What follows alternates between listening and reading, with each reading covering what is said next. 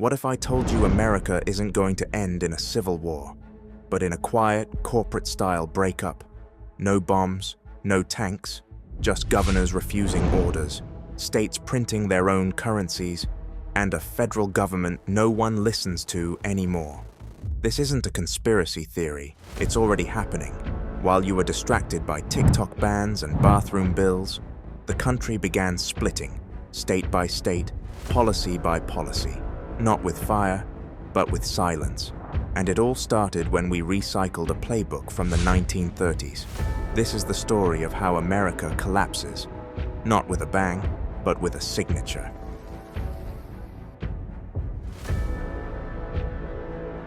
In the 1930s, Adolf Hitler didn't just rise to power. He wrote the ultimate political cheat code.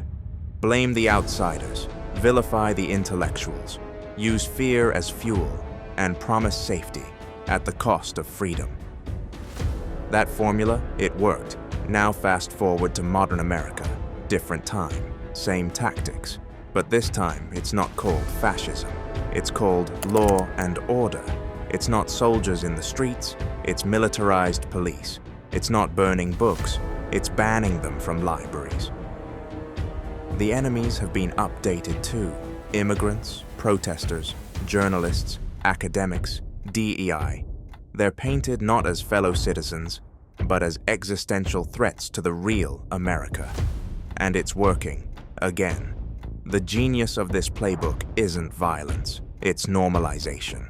Make the extreme sound reasonable. Make the unthinkable feel patriotic.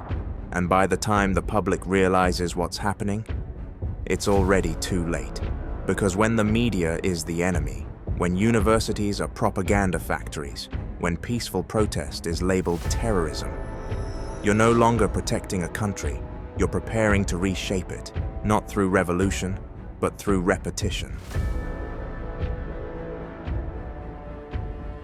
When people imagine the fall of America, they picture chaos, civil war, gunfire, maybe even nukes. But that's not how empires really die. Rome didn't burn in a day. It rotted, slowly from within. America isn't heading for a dramatic explosion.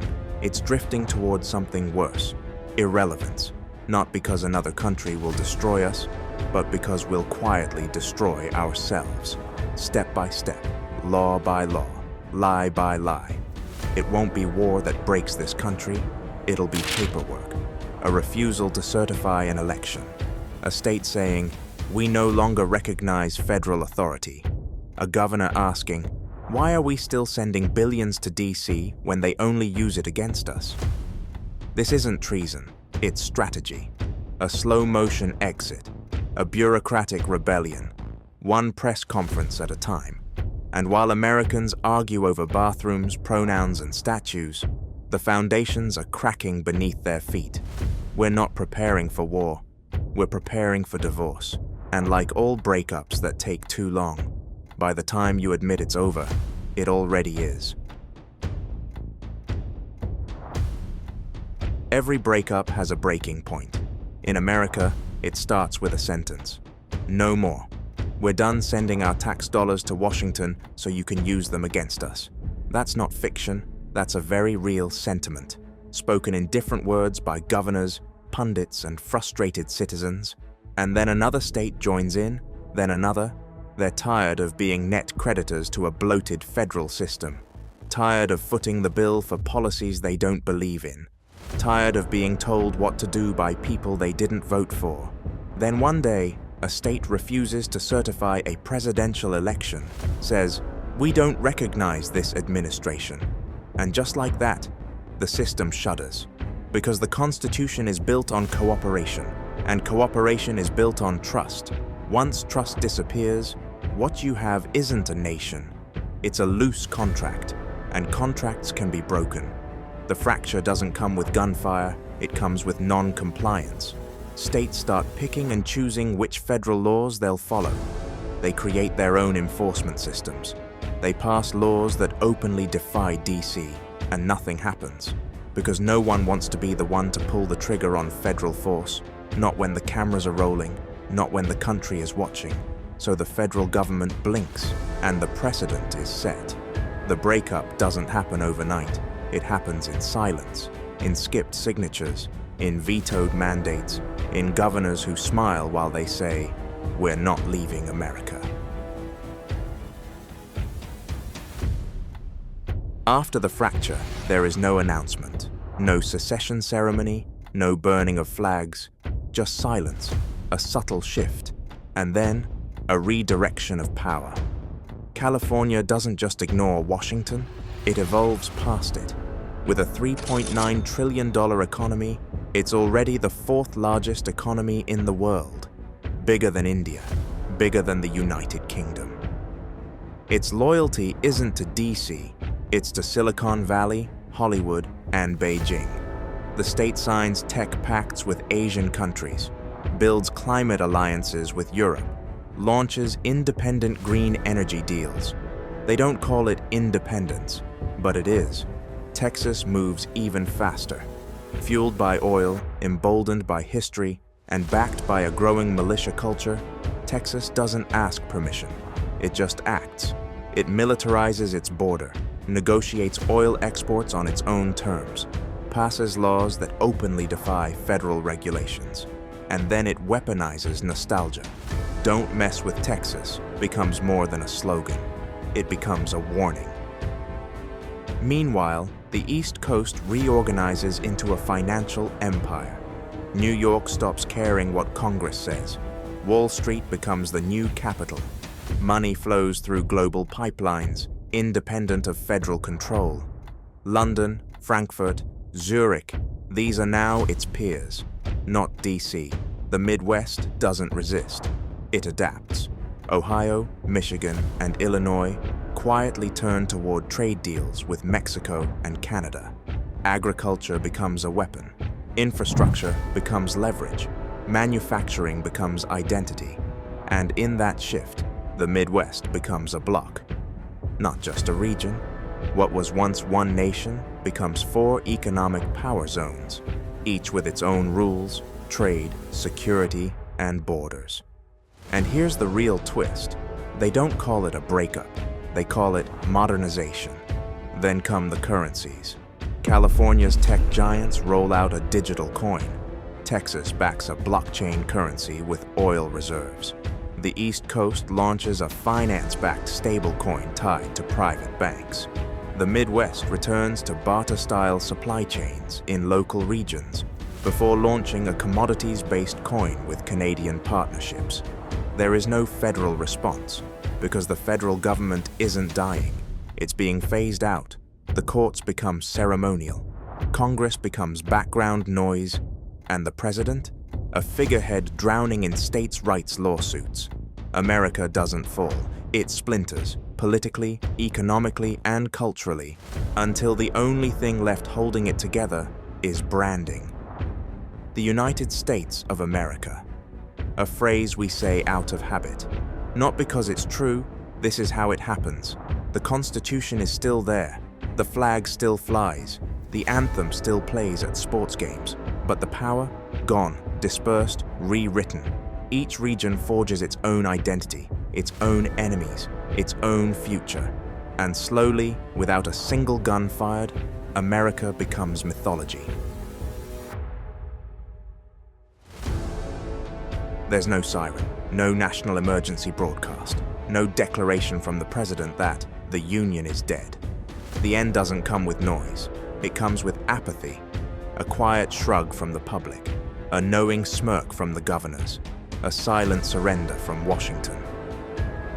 No one wants to admit it, but everyone feels it. The glue is gone.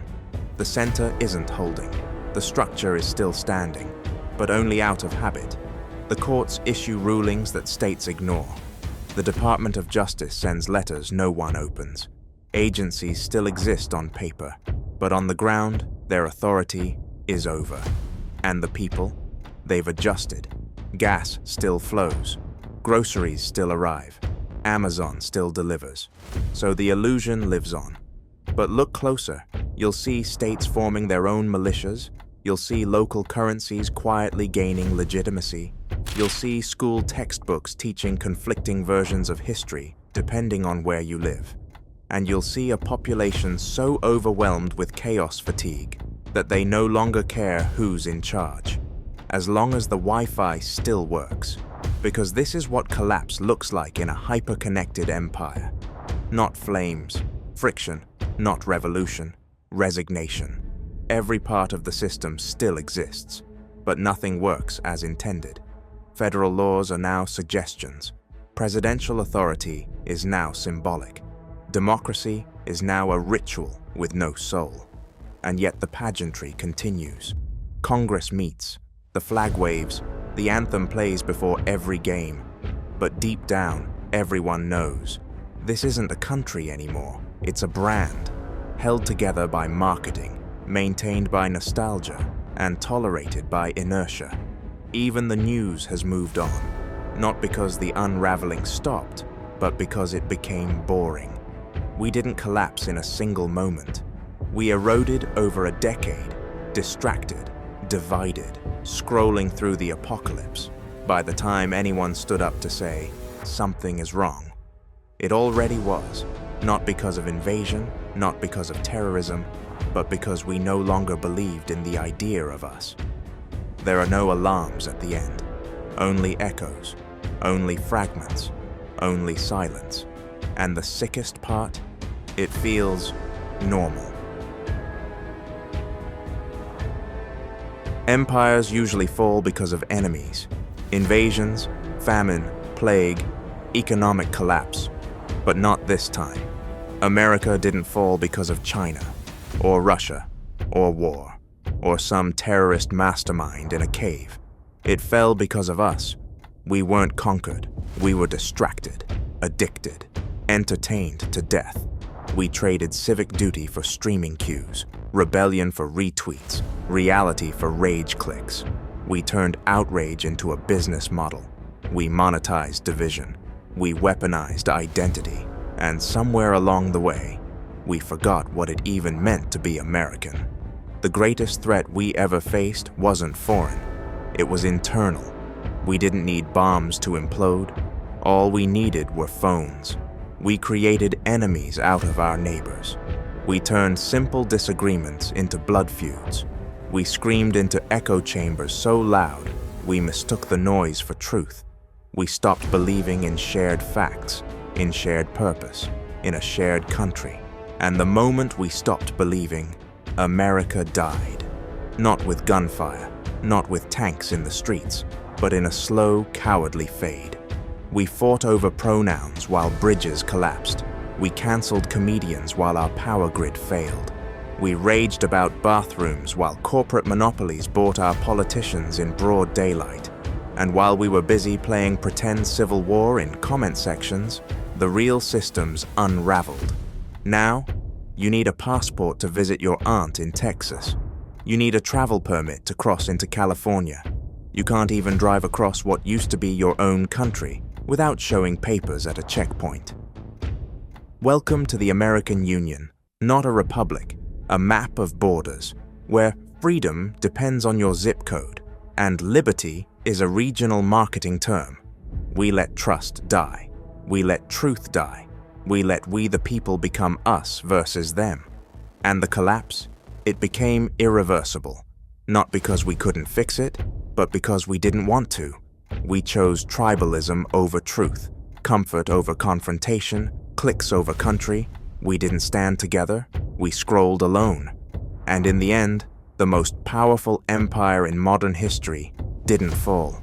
It self-destructed, with a click, with a swipe, with a shrug, and the saddest part, we could have stopped it, but we didn't, because deep down, we stopped believing it was worth saving.